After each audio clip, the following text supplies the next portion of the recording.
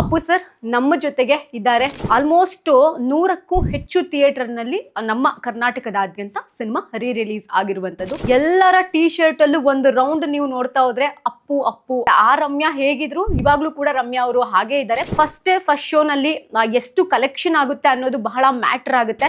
Release ಆದಂತಹ cinema ಒಂದು ವಾರಕ್ಕೆ 5 ಕೋಟಿ ಸಿನಿಮಾ ಕಲೆಕ್ಷನ್ ಮಾಡಿರುವಂತದ್ದು. ಹಾಯ್ ಹಲೋ ನಮಸ್ಕಾರ ವೀಕ್ಷಕರೇ, ಕನ್ನಡ ಪಿಕ್ಚರ್ ನ ವಿಶೇಷವಾಗಿರುವಂತಹ ಸೆಗ್ಮೆಂಟ್ಗೆ ತಮ್ಮೆಲ್ಲರಿಗೂ ಕೂಡ ಹಾರ್ಟ್ಲಿ ವೆಲ್ಕಮ್. ನಾನು Pallavi Raj. Akash cinema power star Puneeth Rajkumar ಅವರ ಬರ್ತ್ಡೇಯ ಪ್ರಯುಕ್ತ ಮತ್ತೊಮ್ಮೆ ರಿಲೀಸ್ ಆಗಿದೆ. 2005ರಲ್ಲಿ ಈ ಸಿನಿಮಾ ಬಿಡುಗಡೆ ಆಗಿತ್ತು. ಆ ಟೈಮ್ನಲ್ಲಿ ಏನು ಕ್ರೇಜ್ ಇತ್ತು, ಆ ಟೈಮ್ನಲ್ಲಿ ಪುನೀತ್ ರಾಜ್ಕುಮಾರ್ ಅವರ ಏನು ಟ್ರೆಂಡ್ ಇತ್ತು, ಇವಾಗಲೂ ಕೂಡ ಅಂದರೆ 2026ರಲ್ಲೂ ಕೂಡ ಆ ಎಲ್ಲ ಟ್ರೆಂಡು ಒಂದ್ಸಲ ರೀಕ್ರಿಯೇಟ್ ಆದಂಗೆ ಕಾಣಿಸ್ತಾ ಇದೆ. ಫಸ್ಟ್ ಶೋ ಇವತ್ತು ಆಯಿತು. ಆಲ್ಮೋಸ್ಟ್ 100ಕ್ಕೂ ಹೆಚ್ಚು ಥಿಯೇಟರ್ನಲ್ಲಿ ನಮ್ಮ ಕರ್ನಾಟಕದಾದ್ಯಂತ ಸಿನಿಮಾ ರಿಲೀಸ್ ಆಗಿರುವಂಥದ್ದು. ನಮ್ಮ ಬೆಂಗಳೂರಿನಲ್ಲಿ ಅಂತ ನೋಡೋದಾದರೆ ಮೇನ್ ಥಿಯೇಟರ್ ನರ್ತಕಿ ಆಗಿತ್ತು. ಅನಂತರ ವೀರೇಶ್ ಥಿಯೇಟ್ರಲ್ಲೂ ಕೂಡ ನವರಂಗ್, ಹೀಗೆ ಹಲವಾರು ಥಿಯೇಟರ್ನಲ್ಲಿ ಸಿನಿಮಾ ರಿಲೀಸ್ ಆಗಿತ್ತು. ಸಿನಿಮಾ ಹೇಗಿತ್ತು ಮತ್ತು ಆ ಸಿನಿಮಾದ ಜೋಶ್ ಹೇಗಿತ್ತು, ಜನಗಳ ಕ್ರೇಜ್ ಹೇಗಿತ್ತು, ಅಭಿಮಾನಿಗಳ ಶಿಳ್ಳೆ ಚಪ್ಪಾಳೆ ನೋಡಿದ್ರೇ ಗೊತ್ತಾಗ್ತಾ ಇತ್ತು. ಸೊ ಹೇಗಿತ್ತು ಅನ್ನೋದಕ್ಕೆ ಒಂದು ಎಕ್ಸಾಂಪಲ್ಲು ನರ್ತಕಿ ಥಿಯೇಟರ್ ಅಂತ ಹೇಳ್ಬೋದು. ನರ್ತಕಿ ಥಿಯೇಟರ್ ಮುಂಭಾಗ ಸೇರಿದಂತಹ ಜನಗಳು, ಆ ಕಟೌಟ್ಗೆ ಹಾಕಿದಂತಹ ಒಂದಷ್ಟು ಹೂವಿನ ಹಾರೆಗಳು, ಜೊತೆಗೆ ಹಾಲಿನ ಅಭಿಷೇಕ, ಫ್ಯಾನ್ಸು ಒಬ್ಬ ಸ್ಟಾರ್ನ ಯಾವ ರೀತಿ ಸೆಲೆಬ್ರೇಟ್ ಮಾಡ್ತಾ ಇದ್ದಾರೆ. ಬದುಕಿದ್ದಾಗ ಆ ಪ್ರೀತಿ ತೋರಿಸೋದು, ವಿಶ್ವಾಸ ತೋರಿಸೋದು ಬೇರೆ, ಹೊಸ ಸಿನಿಮಾಗಳಿಗೆ ಆ ರೀತಿ ಪ್ರೀತಿ ವಿಶ್ವಾಸ ತೋರಿಸೋದು ಬೇರೆ. ಆದರೆ ಯಾವಾಗಲೂ ರಿಲೀಸ್ ಆದಂತಹ ಸಿನಿಮಾನ ಇವಾಗ ಕಣ್ತುಂಬಿಕೊಂಡು ಒಬ್ಬ ನಟನನ್ನ ಸಂಭ್ರಮಿಸೋದಿದೆಯಲ್ಲ, ಇಂತಹ ಅಭಿಮಾನಿಗಳನ್ನ ಪಡೆದಂತಹ ಅವರು ಕೂಡ ಧನ್ಯರು. ಜೊತೆಗೆ ನಾವು ಅಭಿಮಾನಿಗಳಾಗಿರುವಂತಹ ನಾವು ಕೂಡ ಪುಣ್ಯ ಮಾಡಿದ್ವೇನೋ ಅಂತ ಅನ್ನಿಸ್ತು. ಕಂಪ್ಲೀಟ್ ಆಗಿ ನರ್ತಕಿ ಥಿಯೇಟರ್ ಸುತ್ತ ಜನಗಳು ಅಂದರೆ ಅಭಿಮಾನಿಗಳು ಆವರಿಸಿದ್ರು. ಎಲ್ಲರ ಟಿ ಶರ್ಟ್ ಅಲ್ಲೂ ಒಂದು ರೌಂಡ್ ನೀವು ನೋಡ್ತಾ ಹೋದ್ರೆ ಅಪ್ಪು ಅಪ್ಪು ಅನ್ನುವಂತಹ ಒಂದು ಸಿನಿಮಾದ ಹೆಸರಾಗಿರಬಹುದು, ಅವರ ಹೆಸರಾಗಿರಬಹುದು, ಅಪ್ಪು ಫ್ಯಾನ್ ಅಂತ ಆಗಿರಬಹುದು, ಅಪ್ಪು ಕ್ರಿಯೇಷನ್ ಅಂತ ಆಗಿರಬಹುದು. ಹೀಗೆ ಒಬ್ಬೊಬ್ರು ಕೂಡ ಒಂದೊಂದು ರೀತಿನಲ್ಲಿ ಅವರ ಫ್ಯಾನ್ಸ್ಗಳು ಥಿಯೇಟರ್ ಸುತ್ತ ಜಮಾಯಿಸಿದ್ರು. ಫಸ್ಟ್ ಶೋ ಏನಿತ್ತಲ್ವಾ, ಶೋ ನೋಡಬೇಕಾದ್ರೂ ಕೂಡ ಅಪ್ಪು ಸರ್ ಏನು ಅಲ್ಲಿ ಥಿಯೇಟರ್ ಬೆಳ್ಳಿ ಪರದೆ ಮೇಲೆ ಬರ್ತಾ ಇದ್ರು. ಅವಾಗಲೂ ಕೂಡ ಅವರು ಹೇಳ್ತಾ ಇದ್ದಂತಹ ಆ ಒಂದು ಘೋಷಣೆ ಕೂಗೋ ರೀತಿ ಆಗಿರ್ಬೋದು, ಅವರ ಆ ಹಾಡನ್ನು ಸಂಭ್ರಮಿಸೋ ರೀತಿ ಆಗಿರ್ಬೋದು. 2005ರಲ್ಲಿ ಅದೇನು ಕ್ರೇಜ್ ಇತ್ತು ಅದೇ ಮತ್ತೆ ಒಂದು ಕ್ಷಣ ಅದನ್ನ ಮೆಲುಕು ಹಾಕಿರೋ ರೀತಿ ಕೂಡ ಕಾಣಿಸ್ತಾ ಇತ್ತು. ಜೊತೆಗೆ ಸಿನಿಮಾದ ತಂಡ ಸಿನಿಮಾಕ್ಕೆ ಬಂದಿದ್ರು, ಭಾಗಿ ಕೂಡ ಆಗಿದ್ರು. ದೊಡ್ಡ ಮನೆ ಕುಟುಂಬದವರು ಕೂಡ ಬಂದಿದ್ರು. ರಾಘಣ್ಣ ಬಂದಿರ್ತಾರೆ, ಹಾಗೆ ವಿನಯ್ ರಾಜ್ಕುಮಾರ್ ಅವರು ಬಂದಿದ್ರು. ಸಿನಿಮಾದ ನಾಯಕಿ ಆಗಿರುವಂತಹ ರಮ್ಯಾ ಅವರು ಕೂಡ ಬಂದಿದ್ರು. ಅವರು ಸಿಕ್ಕಾಪಟ್ಟೆ ಎಂಜಾಯ್ ಮಾಡ್ತಾ ಇದ್ರು ಸಿನಿಮಾನ. ಅಂದರೆ ನಾನು ಈಗಲೇ ಸಿನಿಮಾ ಮಾಡಿದ್ದೀನೇನೋ, ಜನ ನನ್ನನ್ನು ಈಗಲೂ ಕೂಡ ಅದೇ ರೀತಿ ಸ್ವೀಕಾರ ಮಾಡ್ತಿದ್ದಾರೆ.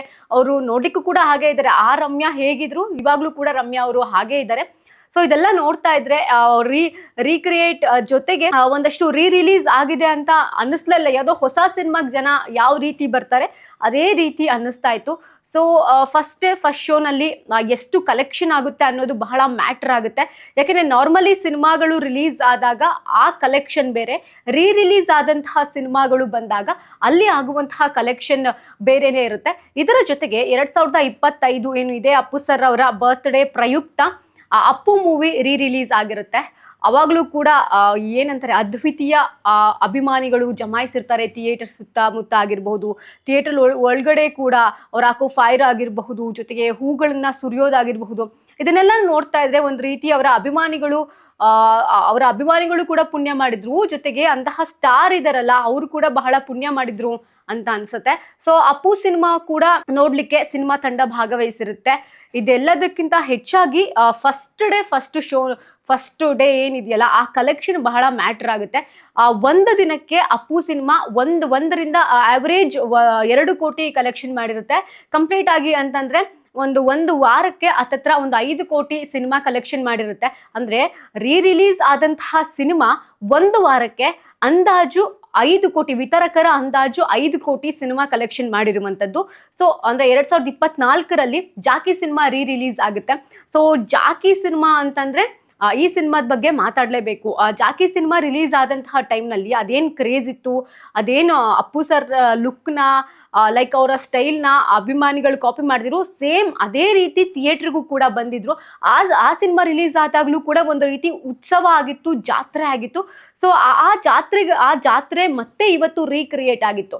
ಈ ಜಾಕಿ ಅಂತ ಬಂದಾಗ ಜಾಕಿ ಸಿನಿಮಾ ರಿಲೀಸ್ ಆದಾಗಲೂ ಕೂಡ ಕಲೆಕ್ಷನ್ ಬಹಳ ಮ್ಯಾಟರ್ ಆಗುತ್ತೆ. ಕಂಪ್ಲೀಟ್ ಆಗಿ ಓವರ್ ಆಲ್ ಆಗಿ ಒಂದು ವಾರಕ್ಕೆ ಹತ್ತತ್ರ ಸಿನಿಮಾ 3ರಿಂದ 4 ಕೋಟಿ ಅಂದಾಜು ಕಲೆಕ್ಷನ್ ಮಾಡಿತ್ತು. ಸೊ ಹೀಗಿರ್ಬೇಕಾದ್ರೆ ಇವಾಗ ಎಲ್ಲರ ಒಂದು ಕ್ಯೂರಿಯಾಸಿಟಿ ಆಕಾಶ್ ಸಿನಿಮಾ ಕೂಡ ರಿಲೀಸ್ ಆಗಿದೆ. ಈ ಸಿನಿಮಾ ಎಷ್ಟು ಕಲೆಕ್ಷನ್ ಮಾಡುತ್ತೆ, ಎಷ್ಟು ಗಳಿಕೆ ಮಾಡುತ್ತೆ ಅನ್ನೋದು ಕೂಡ ಬಹಳ ಕುತೂಹಲಕ್ಕೂ ಕೂಡ ಕಾರಣ ಆಗಿರುವಂಥದ್ದು. ಯೂಶಲಿ ಯಾವುದಾದ್ರೂ ಸ್ಟಾರ್ ಸಿನಿಮಾಗಳು ಅಂತ ಬಂದಾಗ ಇವಾಗ ಇತ್ತೀಚಿನ ದಿನಗಳಲ್ಲಿ ಅಥವಾ ಒಂದು ಪುಟ್ಟ ಸಿನಿಮಾಗಳು ಅಂತ ಬಂದಾಗಲೂ ಕೂಡ ಕಲೆಕ್ಷನ್ ಅನ್ನೋದು ಬಹಳ ಮ್ಯಾಟರ್ ಆಗ್ತಾ ಹೋಗುತ್ತೆ. ಬಟ್ ಇತ್ತೀಚೆಗೆ ಯಾವ ಸಿನಿಮಾವೂ ಕೂಡ ಹೆಚ್ಚಿನ ದಿನಗಳ ಕಾಲ ಥಿಯೇಟರ್ನಲ್ಲಿ ಅಂದರೆ ಜನಗಳು ಬಂದು ಥಿಯೇಟರ್ನಲ್ಲಿ ನೋಡ್ತಾ ಇಲ್ಲ. ಸೊ ಹೀಗಿರ್ಬೇಕಾದ್ರೆ ಕಲೆಕ್ಷನ್ ಏನಾಯ್ತಪ್ಪ ಅನ್ನೋದು ಕೂಡ ನಮಗೆ ಗೊಂದಲ ಇರುತ್ತೆ ಎಲ್ಲರಿಗೂ ಕೂಡ. ಅಷ್ಟು ಕೋಟಿ ಕಲೆಕ್ಷನ್ ಆಯಿತು, ಇಷ್ಟು ಕೋಟಿ ಕಲೆಕ್ಷನ್ ಆಯಿತು ಅಂತ ಒಂದು ಅಂದಾಜು ಸಿಕ್ಕರೂ ಕೂಡ ನಿಜವಾಗ್ಲೂ ಕೂಡ ಅಷ್ಟು ಕೋಟಿ ಕಲೆಕ್ಷನ್ ಆಯ್ತಾ ಅಂತ ಜನ ಬಾಯಿ ಮೇಲೆ ಬೆರಳಿಟ್ಕೊಳ್ಳುವಂತಹ ಪರಿಸ್ಥಿತಿ ಸದ್ಯಕ್ಕೆ ನಿರ್ಮಾಣವಾಗಿರುವಂಥದ್ದು. ಆದರೆ ಈ ರಿಲೀಸ್ ಆದಂತಹ ಸಿನಿಮಾಗಳ ಗಳಿಕೆಯನ್ನ ನೋಡಿದಾಗ ಆಗಿರಬಹುದೇನೋ ಅಂತ ಅನ್ಸುತ್ತೆ. ಯಾಕೆಂದ್ರೆ ಆ ಸಿನಿಮಾದಲ್ಲಿರುವಂತಹ ಕಂಟೆಂಟು ಯಾವ ರೀತಿ ಇದೆ ಅನ್ನೋದು ಕೂಡ ಬಹಳ ಮ್ಯಾಟರ್ ಆಗುತ್ತೆ. ಆ ಗಟ್ಟಿಯಾದಂತಹ ಕಂಟೆಂಟೇ ಕಾರಣವಾಗುತ್ತೆ.